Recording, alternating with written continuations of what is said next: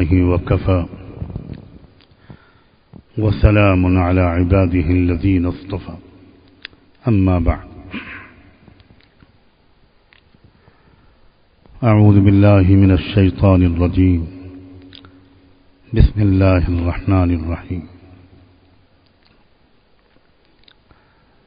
يا أيها الذين آمنوا كتب عليكم الصيام كما كتب على الذين من قبلكم لعلكم تتقون سبحان ربك رب العزة عما يصفون وسلام على المرسلين والحمد لله رب العالمين اللهم صل على سيدنا محمد وعلى آل سيدنا محمد وبارك وسلم.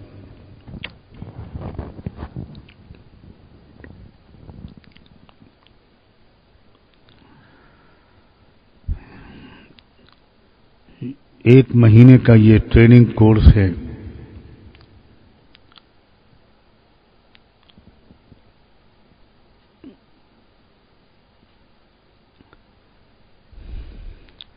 جس نے اس کورس کو ٹھیک سے اچھی طرح سمجھ کر لیا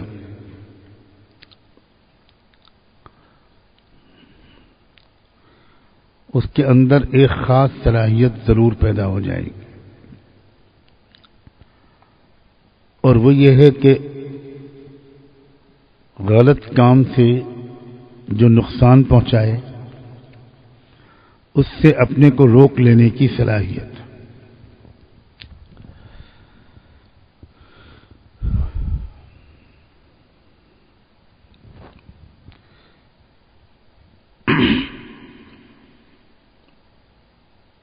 اسی صلاحیت کا نام ہے تقوی.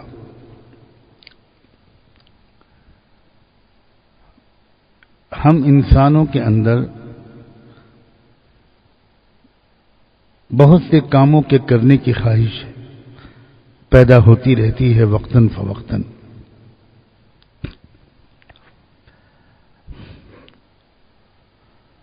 ہر عمر ہر ایج کے اندر الگ قسم کی خواہشات کا غلبہ ہوتا ہے.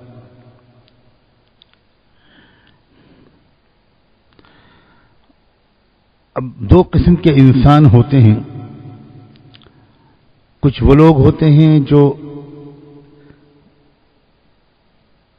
کوئی کام کرنے سے پہلے تھوڑا سوچتے ہیں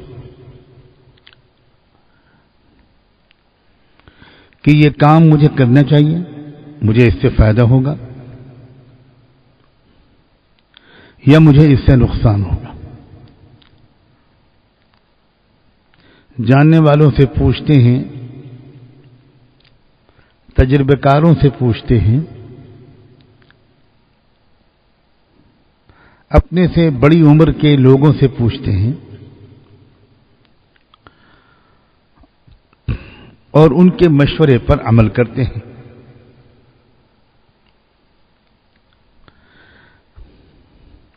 ایسے لوگ بڑی بڑی غلطیوں سے بچنے میں کامیاب ہو جاتے ہیں. اور دوسری قسم کے لوگ وہ ہوتے ہیں کہ جو نہ سوچتے ہیں نہ پوچھتے ہیں،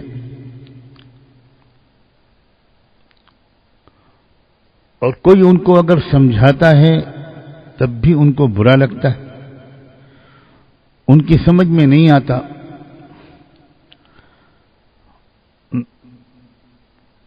اور وہ بغیر سوچے سمجھے، بغیر کسی سے پوچھے، بغیر بڑوں اور تجربے کاروں کی بات پر دھیان دیے وہ اپنے من کی خواہش پر ہی چلتے ہیں.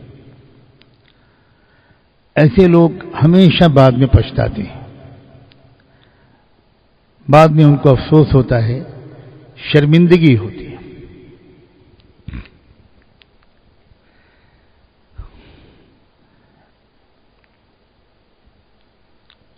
یہ ہم تمام انسانوں کے پیدا کرنے والے اور ہم سے بہت زیادہ محبت کرنے والے، پیار کرنے والے شفیق پروردگار کا ایک اور بہت بڑا احسان ہے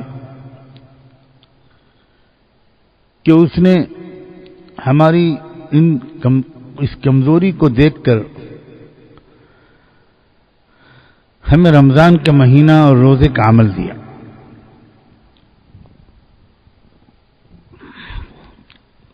یہ روزہ کیا ہے؟ عربی زبان میں روزے کو صوم کہتے ہیں، یہ بات تو شاید آپ سب جانتے ہیں. اور صوم کے معنی عربی زبان میں ہوتے ہیں اپنے کو روک لینا، رک جانا.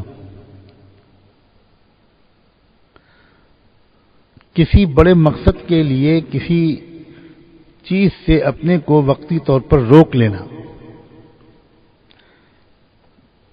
یہ خاص مفہوم ہے صوم کا. کسی بڑے مقصد کے لیے وقتی طور پر اپنے آپ کو کسی چیز سے روک لینا.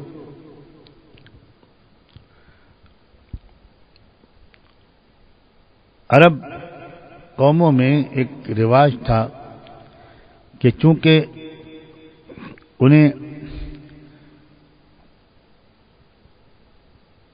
گھوڑوں کی پیٹھ پر سوار ہونا ہوتا تھا اور کئی بار جنگ وغیرہ کی صورت میں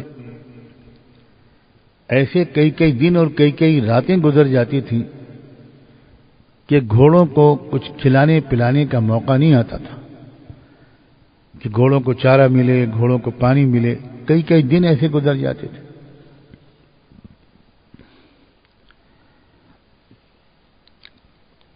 تو اللہ تعالیٰ نے فطری طور پر گھوڑوں کے اندر یہ صلاحیت رکھی ہے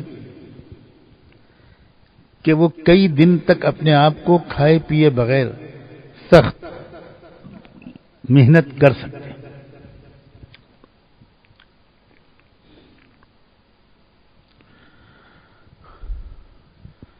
بس ضرورت پڑتی ہی ہے اس بات کی کہ ان کو اس کی ٹریننگ ملے، انہیں اس کی مشق کرائی جائے.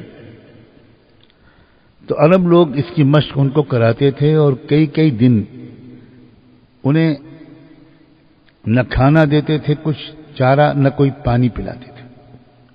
اور دھیرے دھیرے وہ ٹائم پیریڈ بڑھتا تھا.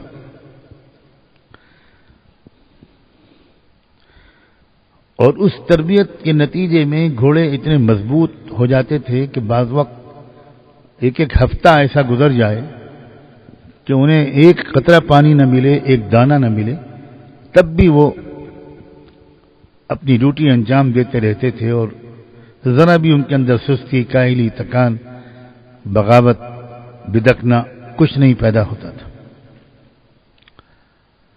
تو یہ جو کچھ دن کے لیے گھوڑوں کو کھانے پینے سے روک دینا اور رک جانے کی مشق کرانا، اس کو وہ لوگ کہتے تھے صوم. اسلام کی بیوٹی یہ ہے اور قرآن کی خاص طور پر کہ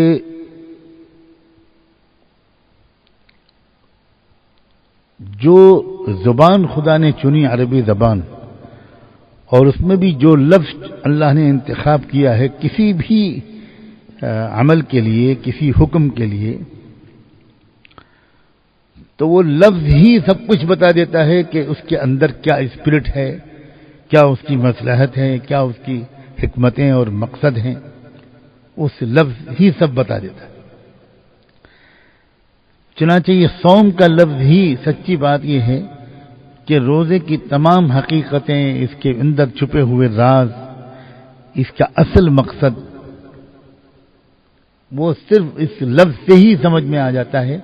کم سے کم اس شخص کو جو عربی زبان کا اچھا ماہر ہو، وہ سمجھ لیتا ہے، سمجھ سکتا ہے آسانی کے ساتھ یہ صوم کیا چیز ہے، روزہ کیا چیز ہے. اب یوں سمجھیے کہ ہم سب کا، انسانوں کا حال یہ ہے کہ بہت سے ایسے کام کر گزرنے کا ہمارا دل چاہتا ہے جو ہمارے لیے لانگ ٹرم میں نقصان دہ، وہ ہمارے لیے بہت نقصان دہ. لیکن نفس کے اندر خواہشات رکھی گئی ہیں، بہت سی چیزوں کا دل چاہتا ہے. اب کوئی چیز کسی اور کی قیمتی رکھی ہوئی ہے اور کوئی دیکھنے والا نہیں ہے، ہمارے اندر لالچ پیدا ہوئی اور دل چاہا کہ بس کسی طرح چپکے سے اٹھا کے اس گھڑی کو، اس سونے کے ہار کو چپ چاپ اپنے پرس میں رکھ لیں، اپنی جیب میں رکھ لیں، کسی کو پتہ بھی نہیں چلے گا. خیال آتا ہے. اب ظاہر ہے کہ یہ چیز جو ہے یہ بہت زیادہ نقصان دہ، بہت زیادہ نقصان دہ، ہر اعتبار سے، ہر پہلو سے نقصان دہ. اس کام کے وجہ سے انسان کے اندر سے دوسرے انسان کا احترام نکل جاتا ہے، دوسرے انسان کے حقوق کی حفاظت کا جذبہ نکل جاتا ہے، اس کی خود غرضی اور سیلفشنس بڑھ جاتی ہے، وہ بھروسے کے لائق نہیں رہتا، اس کے پاس امانت نہیں رکھوائی جا سکتی، اس کی گواہی پر کوئی اعتبار نہیں کرے گا. کیونکہ ایک بات خاص یہ بھی ہے کہ انسان کی اندر کی کوئی خرابی،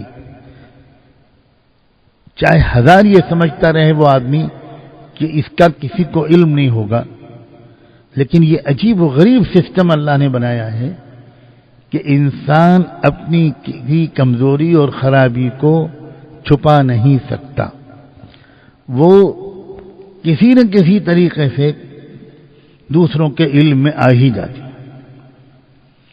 اس کے ہزاروں مثالیں اور سینکڑوں تجربے ہو چکے. بہت ہی عجیب و غریب قسم کی بات ہے. آدمی سمجھتا تو یہ ہے کہ میں یہ کام کر رہا ہوں، کسی کو علم نہیں ہوگا، لیکن کہاں سے عجیب و غریب طریقے سے اس کے اسباب بن جاتے ہیں کہ دوسروں کے علم میں بات آ جاتی ہے. یہ بہت عجیب نقطہ ہے. ایک انسان جھوٹ بولتا ہے، اتنی مہارت سے بولتا ہے کہ وہ سمجھتا ہے کہ کوئی نہیں سمجھ پائے گا کہ میں نے جھوٹ بولا، لیکن وہ انسان خود تھوڑے دن کے بعد یہ محسوس کر لے گا کہ میرے بارے میں میرے قریبی لوگوں کے اندر یہ تبصرے ہو رہے ہیں کہ بھئی یہ آدمی تو جھوٹ بھی بولتا ہے. اور دھیرے دھیرے وہ خبر اور پھیلتی ہے اور انسان اپنا بھروسہ کھو دیتا ہے.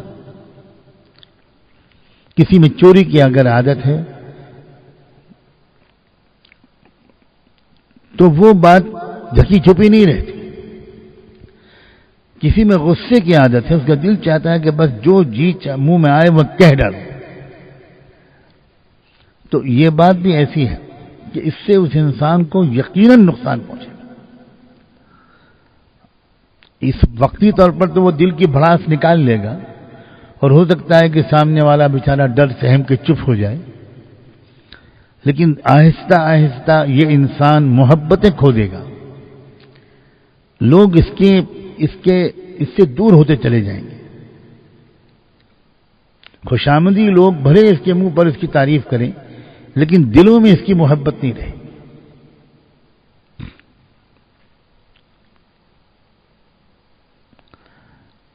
کسی نوجوان لڑکے کا دل چاہتا ہے کہ میں کسی لڑکی سے دوستی کروں، باتیں کروں، موبائل سے، فون سے باتیں کروں. وہ یہ سمجھتا ہوگا، بہت دن تک سمجھتا رہے گا کہ کسی کو پتہ نہیں چل رہا ہے، لیکن عجیب بات ہے کہ کسی نہ کسی طریقے سے یہ خبر دوسروں تک پہنچ ہی جاتی.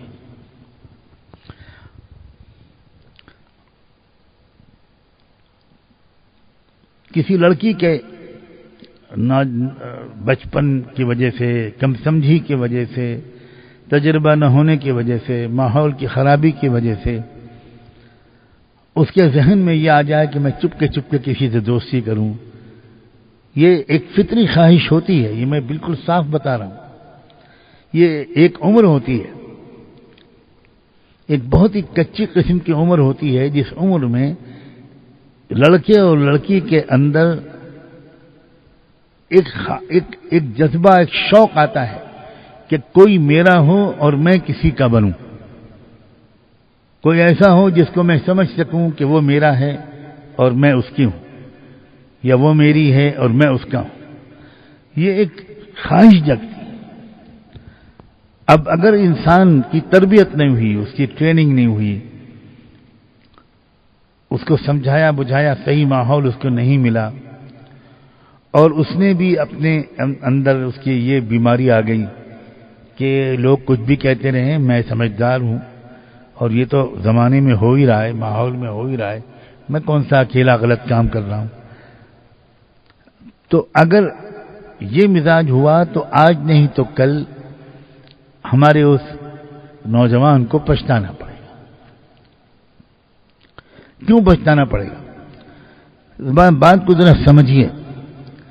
جو چیز انسان کی فطرت کے لحاظ سے اچھی نہیں ہے، پاکیزہ نہیں ہے، شریفانہ نہیں ہے، نوبل نہیں ہے، آئیڈیل نہیں ہے، وہ چیز ہمیشہ کرنے سے انسان کو بعد میں پچھتانا پڑتا ہے، تکلیف ہوتی ہے، اس سے خوشی نہیں ہوتی، خوشی حاصل نہیں ہوتی۔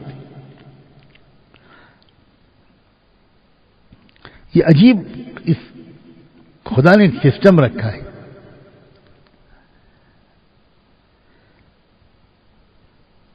تو اب اگر رک جانے کی عادت پڑ جائے، کوئی اگر بتائے تو غور سے سن کر اپنے آپ کو غلط کام سے روک لینے کی عادت ہمارے اندر پڑ جائے، تو ہم بدنامیوں سے بچ جائیں، غلطیوں سے بچ جائیں، ہمارے دامن پر کالے کالے دھبے نہ لگیں، ہمارا کیریکٹر خراب نہ ہو، لوگوں کی نگاہوں سے ہم گریں نہ، اور سب سے بڑھ کر یہ کہ ہمارا دل اندر سے بہت ہی مطمئن رہے کہ ہم صحیح راستے پر چل رہے ہیں۔ تو غلط کام سے یا کسی بھی ایسے کام سے جو مناسب نہیں ہے، اس سے اپنے کو روک لینے کی ایک مشق کا یہ مہینہ ہے۔ یہ ہے میرے کہنے کا مقصد کہ یہ مہینہ ایک رسم ادا کرنے کا مہینہ نہیں ہے کہ اس مہینے میں ہم نے کھانے پینے کے اوقات بدل دیے، صبح سے شام تک بھوکے پیاسے رہ گئے۔ یہ ایک محض ایک ٹریڈیشن، ایک رسم، ایک روایت نہیں ہے، یہ ایک کورس ہے، اور وہ کورس یہ ہے کہ ہم میں سے ہر شخص یہ سمجھ کر روزہ رکھے، اس ارادے کے ساتھ روزے کے مقصد کو یاد کرتے ہوئے روزے کی نیت کریں ہم، کہ مقصد ہے اپنے آپ کو روک لینا۔ اب دیکھیے، اتنی سخت گرمی کا موسم، کتنی بار یہ موقع دن میں آتا ہے کہ ہم اکیلے ہوتے ہیں اور سامنے پانی ہوتا ہے، لیکن ہم اپنے آپ کو روک لیتے ہیں کہ نہیں، شام تک تو ہم بالکل کچھ نہیں پی سکتے۔ ہم وضو کر رہے ہوتے ہیں، ہم غسل خانے میں ہوتے ہیں، کوئی دیکھ نہیں رہا ہوتا، حلق سوکھا ہوتا ہے، چپکے سے ہم پانی کا گھونٹ پی سکتے ہیں، لیکن اپنے کو روک لیتے ہیں۔ ایک نئی شادی ہوئی ہے ایک جوڑے کی، ایک بالکل جائز طریقہ ہے، وہ میاں بیوی مل سکتے ہیں آپس میں، لیکن روک لیتے ہیں اپنے آپ کو۔ تو یہ روک لینے کی ایک مشق ہے، یہ میں گھوم پھر کر بس یہی بات عرض کرنا چاہتا ہوں، اپنے کو روک لینے کی ایک مشق ہے۔ اب اگر کوئی انسان کا حال یہ ہے کہ وہ 30 دن تک صبح سے شام تک کھانے پینے سے اپنے کو روکے رکھتا ہے، لیکن زندگی کے عام دنوں میں اپنے آپ کو غلط کام سے نہیں روکتا، تو اس کا مطلب یہ ہوا کہ اس کا بھوکا پیاسا رہنے سے اسے کوئی خاص فائدہ نہیں ہوا، اس نے خالی ایک رسم ادا کر دی۔ اب اس کے بعد بھی اگر اپنے آپ کو غلط کام سے وہ نہیں روک رہا،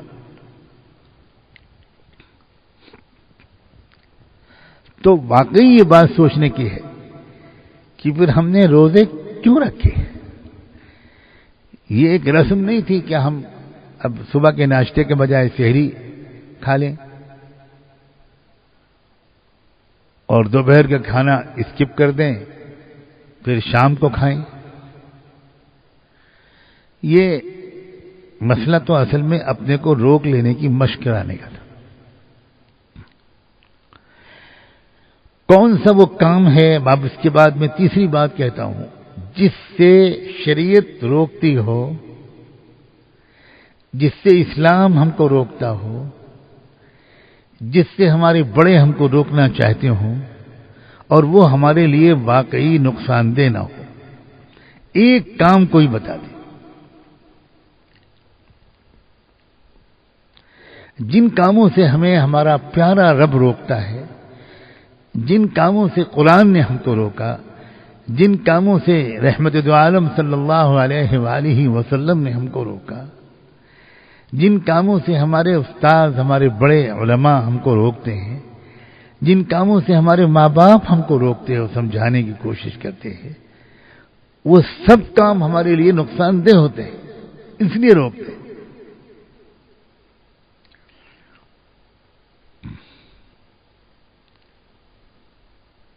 جو برائیاں سوسائٹی میں عام ہیں، میں ان میں سے دو ایک کی مثال دوں گا تاکہ ذرا یہ لوگ اس کو یہ نہ سمجھیں کہ ہوائی بات ہے. اسلام یہ کہتا ہے کہ بھئی وعدہ کرو تو اس کو پورا کرو. وعدے کو لائٹلی مت لو، وعدے کو پھر وعدہ کرو ہی مت، اور اگر کر لو تو پورا کرنے کی بھرپور کوشش کرو.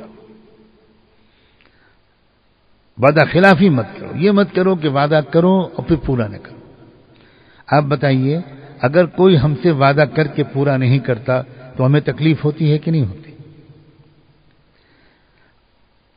اس کا مطلب صاف یہ ہوا کہ ہم جب دوسرے سے وعدہ کر کے پورا نہیں کریں گے تو گویا اس کو تکلیف پہنچا رہے ہیں. اور یہ کوئی شرافت کی بات تو نہیں ہے کہ ہم کو اپنی تکلیف تو محسوس ہو، دوسروں کی تکلیف محسوس نہ ہو. یہ تو اچھا انسان ہونے کی علامت نہیں ہے. اس لیے اسلام نے کہا کہ بھئی وعدہ خلافی بری چیز ہے.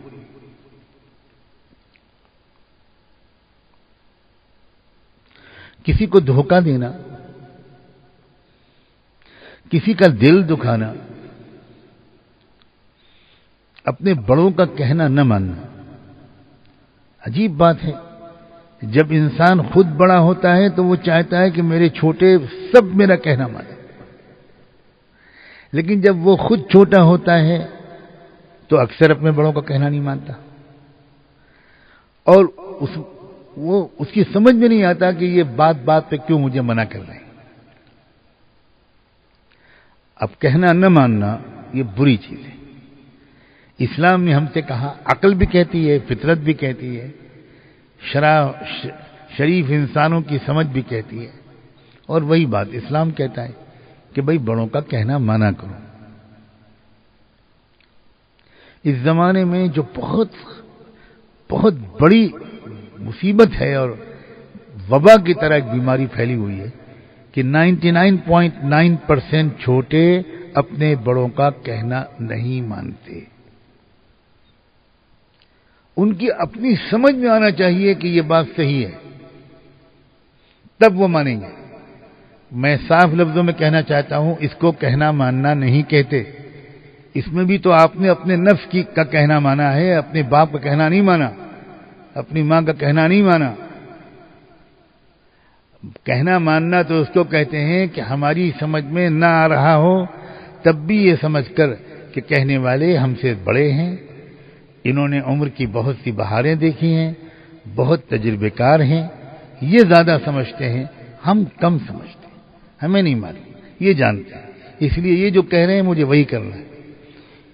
اس زمانے میں ایک بہت بڑی مصیبت یہ ہے کہ ہر شخص کے اندر ایک بغاوت کی کیفیت ہے، ایک سرکشی کی کیفیت ہے. ایک کیا لفظ بولوں میں اس کے لیے، دیکھنے کو نہیں ملتی یہ بات کہ چھوٹے بڑوں کا اس طرح کہنا مانے جس طرح ماننا چاہیے. روزانہ سینکڑوں مرتبہ یہ نظر آتا ہے کہ اگر کسی سے کچھ کہا جاتا ہے تو اکثر و بیشتر اس چھوٹے کے چہرے پر ناگواری آتی. باڈی لینگویج جو ہے، اس کا چہرہ جو ہے وہ یہ بتاتا ہے کہ اس کو یہ بات اچھی نہیں لگ رہی. ایک ابھی یہ اس زمانے کے اندر یہ خرابی پھیلی ہے پچھلے 20 30 40 سال میں، ورنہ اس سے پہلے اس درجے میں نہیں تھی، بالکل نہیں تھی. عام طور سے ایسی سعادت مندی ہوتی تھی کہ اولاد فوراً جی امی، جی ابو، جی ابو، جی امی، جی بالکل ایسے کریں گے، جی امی، جی ابو. یہ عام طور پر زبان پر ہوتا تھا. استاد ایک بار کوئی بات کہہ دیتا تھا، بس وہ بچے شاگرد فوراً جی انشاءاللہ، اب غلطی ہوئی اس سے آئندہ کبھی نہیں کریں گے. اس کی وجہ سے ماحول کے اندر آپس میں محبت ہوتی تھی. ایک عجیب بدلا ہوا ماحول اس وقت نظر آتا ہے. دلوں میں محبت نہیں ہے، نفرتیں ہیں، نفرتیں، دوریاں.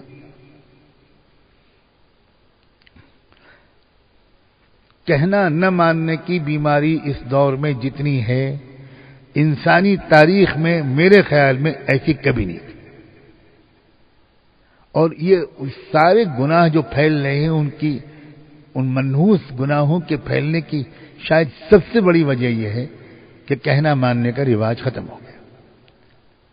ہمیں موجودہ تہذیب نے، اس ویسٹرن ایجوکیشن نے، اس مغربی کلچر نے بغاوت سکھائی. ہر سیریل، ہر فلم، ہر پکچر، ہر اسٹوری، ہر افسانہ، ہر ناول، ہر ٹی وی پروگرام یہی سکھا رہا ہے، بالکل یہی سکھا رہا ہے کہ تم ماننا مت جب تک تمہاری سمجھ میں نہ آئے.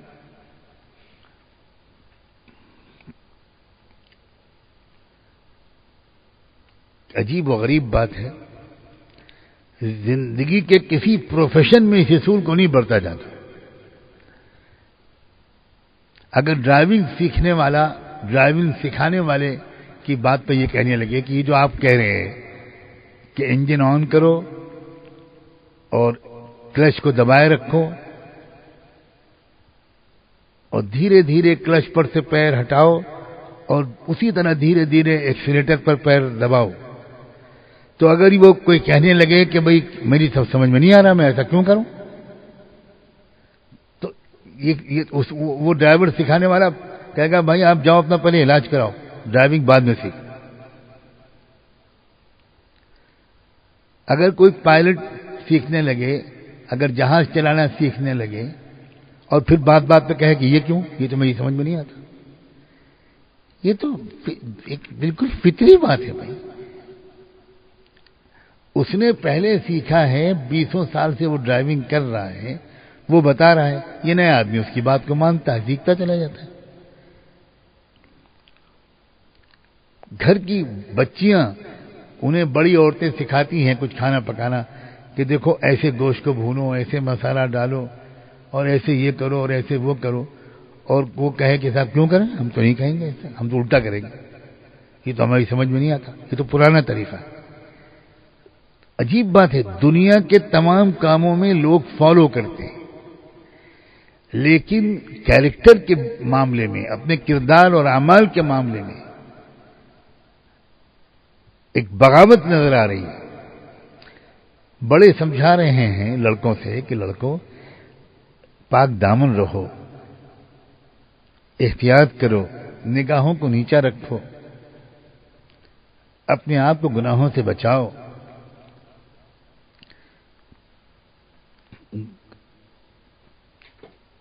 دھبا نہ لگنے پائے تمہارے دامن پر. لڑکیوں کو سمجھا رہے ہیں سمجھانے والے کہ پردے کی پابندی کرو، حیا اور شرم اختیار کرو، دوستیاں مت کرو لڑکوں سے. لڑکوں سے تو دور کی بات ہے، کیا زمانہ آ گیا. ہمارے اس دور کی بچیوں کو تو یہ بات سننا مشکل ہوگا کہ ہماری شریعت کی علم کی کتابوں میں صاف لکھا ہوا ہے کہ ایک پردہ نشیں تقوی والی عورت کو عام بازاری عورتوں سے بھی پردہ کرنا چاہیے. یہ تک لکھا ہوا ہے کہ بازاری عورتیں اور عام جو بازاری بے پردہ عورتیں ہیں ان سے بھی نہیں ملنا چاہیے، ان سے بھی زیادہ گھلنا ملنا نہیں چاہیے. آج زمانے میں تو علماء نے یہ بات بیان کرنا ہی چھوڑ دیا. اس وجہ سے شاید بیان کرنا چھوڑ دیا کہ یہ بات بیان کریں گے تو لوگوں کی سمجھ میں ہی نہیں آئے گا کہ اب تو عورت کا عورت سے پردہ بتا رہے ہیں. جی ہاں، یہ بہت سائنٹیفک بات ہے. میں ڈنکے کی چوٹ پر کہتا ہوں کہ یہ سائیکولوجی کی گہرے مطالعے پر کھڑی ہوئی ہے یہ بات. وہ عظیم علماء تھے جنہوں نے یہ بات کہی. وہ کسی سے ڈرنے والے لوگ نہیں تھے. وہ یہ بات جانتے تھے کہ بہت سی چیزیں انفیکشس ہوتی ہیں، بیماریاں پھیلتی ہیں. جب شریف گھر کی عورتیں اور غیر محتاط قسم کی بازاری عورتوں سے ملیں گی، ان کے پاس بیٹھیں گی، تو ہو سکتا ہے کہ وہ متاثر ہونے لگیں اور ان کا اپنا پردہ، ان کی اپنی حیا اور شرم کم ہونے لگے. اس لیے ان تک سے پردہ بتایا گیا. آج اس زمانے میں یہ بات تو چھوڑیں، آج کسی بچیوں کو سمجھایا جائے کہ تم اسکول کالج پڑھنے جاتی ہو، ذرا احتیاط رکھنا. لڑکوں سے تو دور کی بات ہے، عام لڑکیوں سے بھی دوستی مت کرنا. اول تو ایسے کالجوں میں بھیجنا جہاں کے مخلوط تعلیم ہو، جہاں لڑکیاں اور لڑکے ساتھ پڑھتے ہوں. یہ ان ماں باپ کی وہ حرکت ہے جس پر ایک نہ ایک دن ان کو شرمندہ ہونا ہی پڑے گا. ایک نہ ایک دن ان کو اپنی بدنامی کا داغ جھیلنا ہی پڑے گا. آپ کسی کو ہاتھ پیر باندھ کر آپ دریا میں ڈال دیں اور اس سے یہ کہیں کہ دیکھو بھیگنا مت، یہ کہاں کی سمجھداری؟ آپ نے اپنی کم سمجھ کم عمر بچی کو بھیج دیا کالج. عمر ہے، یہ کچی عمر ہے، ناسمجھی کی عمر ہے. نہیں جانتی بچی ہماری، بالکل نہیں جانتی. ابھی یہ تو آگے چل کے اس کو پتا چلے گا کہ میں واقعی اس عمر میں بہت بیوقوف تھی، بہت ناسمجھ تھی. میں جانتی ہی نہیں تھی کہ زندگی کی سچائیاں کیا ہیں. یہ میں نہیں جانتی تھی کہ کل کو جب میری شادی ہوگی اور وہ شادی جس کے ساتھ ہوگی اس کو پتہ لگ جائے گا کہ میں فلاں لڑکے کے ساتھ باتیں کرتی تھی اور میسیجز بھیجتی تھی اور دوستی کرتی تھی اور گھومتی تھی، تو پھر کیا میرے شوہر مجھ سے محبت کر پائے گا؟ کیا مجھے دل کا سکون اور خوشیاں مل پائیں گی اپنے سسرال میں؟ اور یہی حال اس لڑکے کا بھی ہوگا. جب اس لڑکے کی جہاں شادی ہوگی اور اس بیوی کو پتا چلے گا کہ یہ شوہر صاحب میرے جو ہیں یہ گھوما کرتے تھے 10 لڑکیوں کے ساتھ، تو کیا ان میاں بیوی کے درمیان وہ محبت رہ پائے گی؟ اب یہ باتیں وہ ہیں کہ جو افسوس یہ ہے کہ والدین سمجھاتے ہی نہیں. بالکل نہیں سمجھاتے. ڈانٹ ڈپٹ کر دیتے ہیں، پابندی لگا دیتے ہیں، سمجھاتے نہیں، ایجوکیٹ نہیں کرتے. بہت چھوٹے پن سے بچیوں اور بچوں کو سمجھانا چاہیے. تو یہ جو ایک مزاج ہے کہنا نہ ماننے کا اور اپنے کو بڑوں کے کہنے کے باوجود غلط کام سے اپنے کو روکنے پر آمادہ نہ ہونے کا، یہ بہت ایک سیلاب کی شکل اس دور میں اختیار کر گیا. تو ایسے ماحول میں جو لوگ یہ چاہتے ہیں کہ ہم واقعی اپنے کو غلط کاموں سے روکنے لگیں، وہ حقیقی روزہ رکھنے لگیں، روزے کے مقصد کو سامنے رکھ کر صحیح ارادے کے ساتھ روزہ رکھنے لگیں. وہ روزانہ جب روزہ رکھیں تو اس وقت بھی یہ ارادہ ہو ان کا کہ میں صرف صبح سے شام تک بھوکا رہنے کی نیت نہیں کر رہا ہوں، میں تو اپنے آپ کو ہر غلط کام سے روکنے کی صلاحیت پیدا کرنے کے لیے یہ روزہ رکھ رہا ہوں. اسی کا نام تقویٰ ہے. میں تقویٰ پیدا کرنے کے لیے روزہ رکھ رہا ہوں. پھر وہ دن میں 50 بار اس کو دوبارہ یاد کرتا رہے. جب یاد آئے پانی، جب پیاس لگے اور ایک دم سے آدمی رک جائے تو اس وقت پھر یاد کرے کہ اللہ میں اس وقت پانی سے رک رہا ہوں، یہ تو دراصل ایک مشق ہے، مجھے ہر غلط کام سے رکنے والا بنا دیجیے گا. تب پھر ایسا ہوتا ہے کہ یہ رمضان گزرتے گزرتے پچھلی ساری غلطیاں معاف اور آئندہ کے لیے غلطیوں سے اپنے آپ کو بچانا آسان۔ اور یہ جو لوگ بھاگ بھاگ کر مختلف ماحولوں میں جاتے ہیں، جیسے یہاں آپ حضرات آئے ہوئے ہیں، اللہ آپ کے آنے کو اپنی شان کے مطابق قبول کرے۔ میں تو انتہائی شرمندہ ہوں، بہت ہی دکھ ہے مجھے کہ میں آپ حضرات کی کچھ خدمت نہیں کر پا رہا، ملاقات بھی نہیں کر پا رہا۔ اللہ کی مرضی کے سامنے سر جھکانا ہی سنا ہے عین عبادت ہے۔ آپ یہاں بھی آئے ہیں اور نہ جانے کہاں کہاں اللہ کے بندے پہنچے ہوئے ہیں، اسی مقصد سے پہنچے ہوئے ہیں۔ آپ اپنے گھر میں روزہ رکھ سکتے تھے بڑے آرام کے ساتھ، اتنی سخت گرمی کی تکلیفیں آپ کو نہ جھیلنی پڑتی، لیکن آپ جو آئے ہیں اتنی تکلیفیں اٹھا کر، یہ مجھے لگتا ہے کہ اس بات کی دلیل ہے کہ آپ اپنے آپ کو اب تقویٰ سیکھنے کے لیے آئے ہیں، اور اسی لیے امید کرتا ہوں کہ رب کریم آپ کی نیتوں کو قبول کر کے آپ کے گمان سے زیادہ آپ کو کامیاب فرمائیں گے۔ آپ یہ صلاحیت لے کر یہاں سے جائیں گے انشاءاللہ۔ رمضان مبارک کے گزرنے سے پہلے یہ صلاحیت آپ کو مل جائے گی کہ پھر آپ کسی غلط کام کے قریب بھی جائیں گے، پھر غلط کام آپ کو واقعی غلط لگنے لگے گا۔ عقل بھی کہے گی کہ یہ بہت غلط کام ہے، یہ برا کام ہے۔ آپ ہیٹ کرنے لگیں گے، نفرت کرنے لگیں گے، گھن کرنے لگیں گے، دور بھاگیں گے آپ ان تمام چیزوں سے جو نہیں کرنے چاہیے۔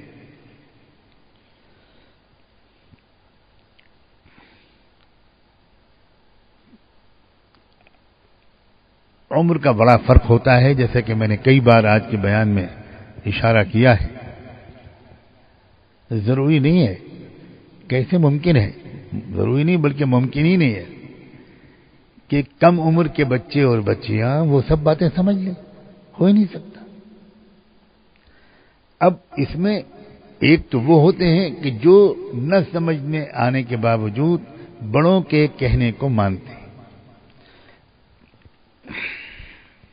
جس نے اپنا مزاج یہ بنا لیا کہ جو بڑے کہیں گے بس اس کو ہم مانیں گے، ایک ماننے کا مزاج جس میں پیدا ہو گیا، سعادت مندی کا مزاج جس میں پیدا ہو گیا، انشاءاللہ بڑی آسانی کے ساتھ اس کو تقویٰ مل جاتا ہے، بڑی آسانی کے ساتھ اس کی عقل صحیح فیصلے کرنے لگتی ہے، اس کا ذوق درست ہو جاتا ہے، اس کی پسند پاکیزہ ہو جاتی ہے۔ اور جس کے مزاج میں کہنا ماننا نہ آیا، اللہ کی پناہ، اس سے تو گناہ چھوٹ ہی نہیں پاتے۔ اس لیے اس چیز کو بھی خاص طور پر اپنے اندر ٹٹولیے۔ مجھے بار بار تجربہ ہوتا ہے، میں بہت احساس کرتا ہوں اس بات کا، بڑی کرستا رہتا ہوں اس بات کا کہ ایک وہ دور تھا جب کہ تصور بھی نہیں تھا اس بات کا کہ بڑوں کی بات پر کوئی بحث کی جائے۔ بڑی سعادت مندی اور خوشی خوشی چھوٹوں کے اندر ماننے کا ایک رواج تھا۔ اور ایک آج کا زمانہ ہے، اچھے اچھے عالم، مفتی، مدرس، ذمہ دار، اور کہنا ماننے کا مزاج نہیں۔ اس کی وجہ سے شخصیت میں اتنا ادھورا پن اور اتنی کمیاں رہ جاتی ہیں کہ ان کو لفظوں میں بیان کرنا مناسب بھی نہیں اور ممکن بھی شاید نہیں، اتنی کمیاں رہ جاتی ہیں۔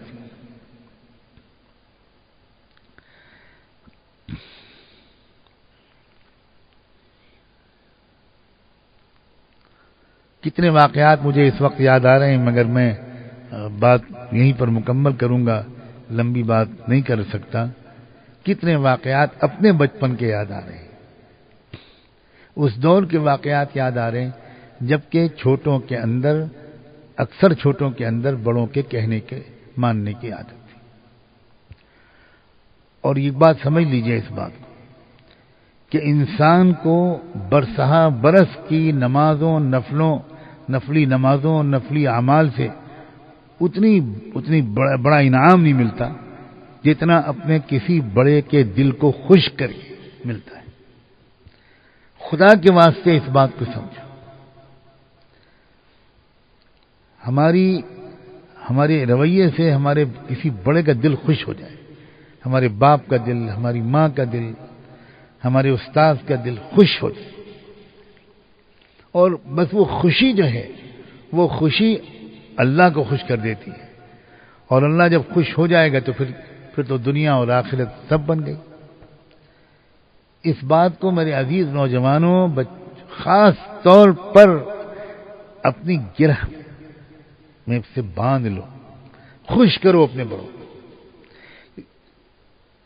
آج کل تو عجیب معاملہ ہے، جب کچھ کہا جاتا ہے کہ ہم کیا غلط کام کرتے ہیں، ہم خدمت کرتے تو ہیں، ہم یہ تو کرتے ہیں، عجیب قسم کی باتیں زبان سے نکلتی۔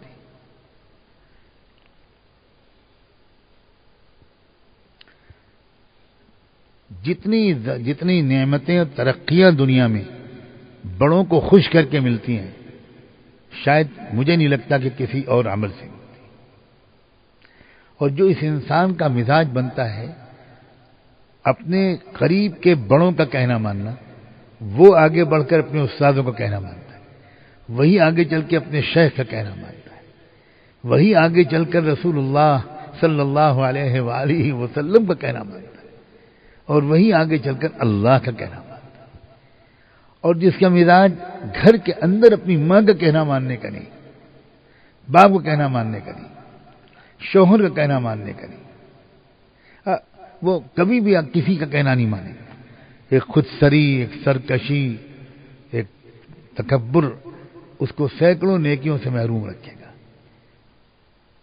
تو یہ آج کا سبق ہے، اس رمضان کا ایک سبق کے طور پر یہ بات آپ ذرا سا اپنے دھیان میں بٹھائیے کہ ہمیں اپنے آپ کو ہر غلط کام سے روکنے کی صلاحیت پیدا کرنا۔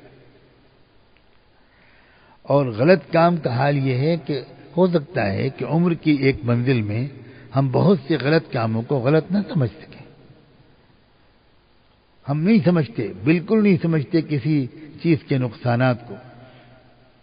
چھوٹا بچہ ہے، وہ کیا جانے، وہ بجلی کے ننگے تار سے کھیلنے لگے گا، وہ آپ کی پریس اور استری کو چھو لے گا، وہ سرکٹ میں ہاتھ ڈال دے گا، کبھی یہ کر دے گا کبھی وہ کر دے گا، وہ چھری سے کھیلنے لگے گا، کچھ بھی کر سکتا ہے وہ۔ اسی طرح اس سے کچھ بڑے بھی آپ ہو گئے، 15 16 17 سال کے ہو گئے، تو ابھی تو آپ بالکل نادان ہیں اپنے بڑوں کے مقابلے میں، آپ نہیں سمجھتے۔ اس لیے اس وقت یہ جو عمر ہے، خاص طور پر میں مجھ سے بھی کہتا ہوں جو والدین بیٹھے کہ خدا کے واسطے اپنے بچوں کو، بچیوں کو زندگی گزارنے کا طریقہ سکھائیں، اور ان کو بتائیں کہ اس عمر میں تمہارے اندر یہ جذبات و خواہشات پیدا ہوں گی۔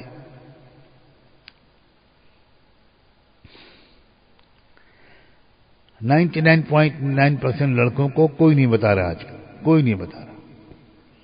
اس لیے ہر لڑکا جو اس عمر سے گزرتا ہے وہ کسی نہ کسی سے عشق کر کے ہی گزرتا ہے، بعد میں اس کو پتہ چلتا ہے کہ کتنا پاگل آدمی تھا میں، کیسا بیوقوف انسان تھا۔ اور اسی طرح لڑکی بھی اس عمر تک پہنچتی ہے تو کچھ نہ کچھ حرکتیں کر کے پہنچتی، بعد میں اس کو بہت رونا آتا ہے، ہنسی آتی ہے، حسرت ہوتی ہے، حیرت ہوتی ہے کہ میں کیا پاگل ہو گئی تھی، مجھے کیا ہو گیا تھا۔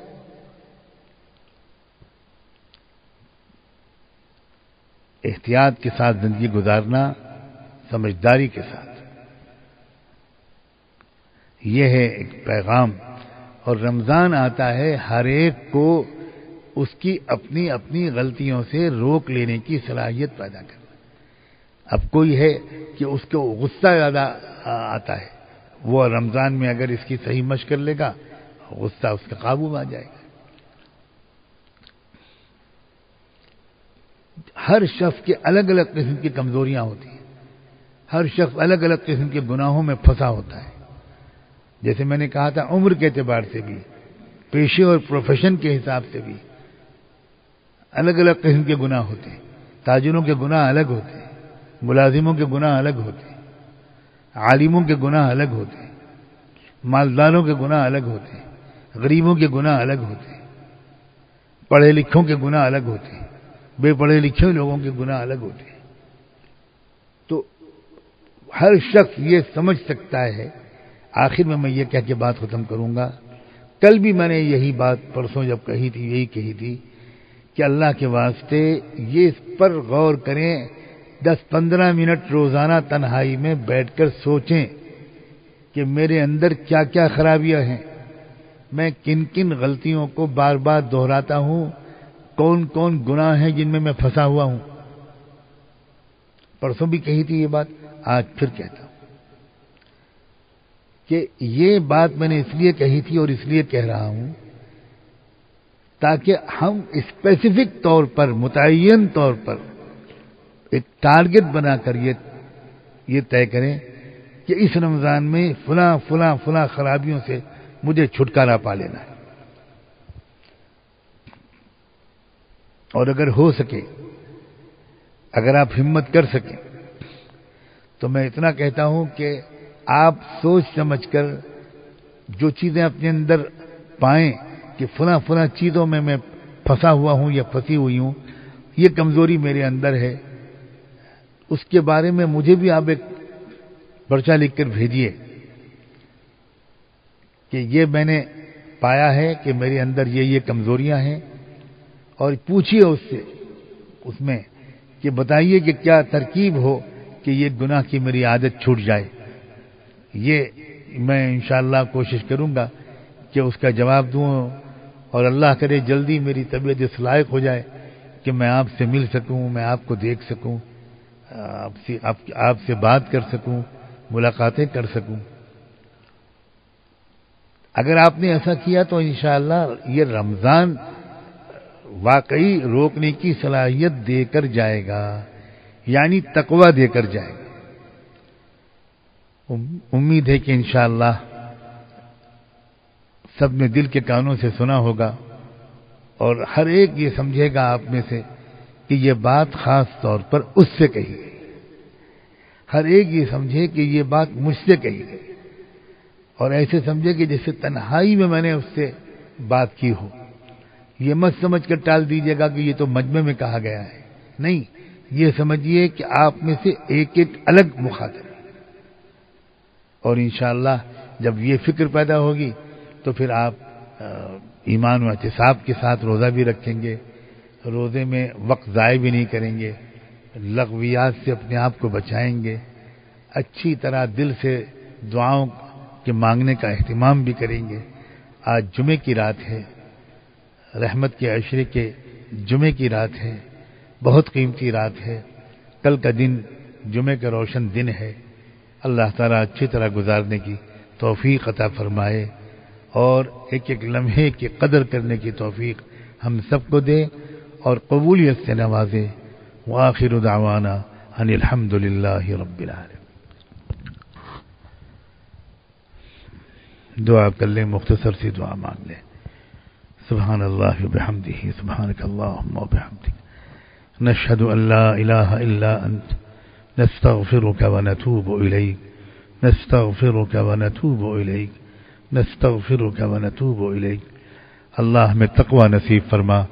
اللہ ہمیں تمام غلط کاموں سے اپنے آپ کو روک لینے کی صلاحیت عطا فرما. اے رب کریم, اے اللہ, ہمارے دن بھر کے اعمال کو قبول فرما. جو کمیاں کوتاہیاں رہ گئیں اللہ انہیں معاف فرما. آپ کے بندے یہاں اور پتہ نہیں کہاں کہاں اپنی اصلاح کے مقصد سے جمع ہیں.